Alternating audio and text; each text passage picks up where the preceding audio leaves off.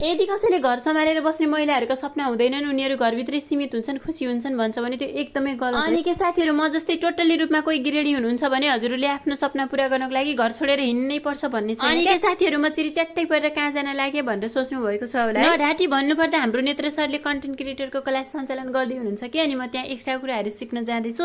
उहाँलाई नचिन्ने त सायद कमै हुनुहुन्छ होला। अनि के साथीहरू, त्यहाँ पुग्दा म धेरै कुराहरूमा मोटिभेट भएँ, अनि उहाँहरूले पनि धेरै कुराहरू सिकाउनु भयो। जुनसुकै कुराहरू पनि सिक्ने चाहना भयो भने न त उमेरले न त जिम्मेवारीले छेक्दैन भन्ने कुरा पनि मैले महसुस गरेँ। अनि आज सुरुको दिन थियो कि, अनि त्यहाँको क्लास सकेर फेरि घर फर्केपछि आफ्नै संसार सुरु भयो। घर परिवार र आफ्नै जिम्मेवारी, आफ्नो जिम्मेवारी निभाउँदै आफ्ना सपनाहरू पनि पुरा गर्न अगाडि बढ्नुपर्छ क्या दिदी बहिनीहरू। यदि हजुरहरू पनि अझैसम्म पनि कन्टेन्ट क्रिएट गर्न लाग्नु भएको छैन भने सुरु गरिहाल्नु है त। के दिदी बहिनीहरू, हाम्रा सपनाहरू पनि थोरै गरेर अगाडि बढाउनु पर्छ क्या। हामी जन्मिँदै एकैचोटि ठुलो भएको होइन नि त, बिस्तारै बिस्तारै बिस्तारै ठुलो हुँदै गएको। अनि के हजुरहरूलाई थाहा छ, कन्टेन्ट क्रिएटर बन्नु र भाइरल क्रिएटर बन्नुमा एकदमै धेरै फरक छ। यदि हजुरहरू पनि भाइरल क्रिएटर बन्छु भन्ने सोचाइ राख्नु भएको छ भने आजदेखि छोडिदिनु त्यो सोचाइलाई, अनि कन्टेन्ट क्रिएटर बन्ने सोचाइ राख्नु है त। अनि के दिदी बहिनीहरू, घर हाम्रो जिम्मेवारी हो, त्यो हामीले सबैजनालाई थाहा छ। अनि हाम्रा सपनाहरू पनि त हाम्रो आफ्नै हुन् नि त।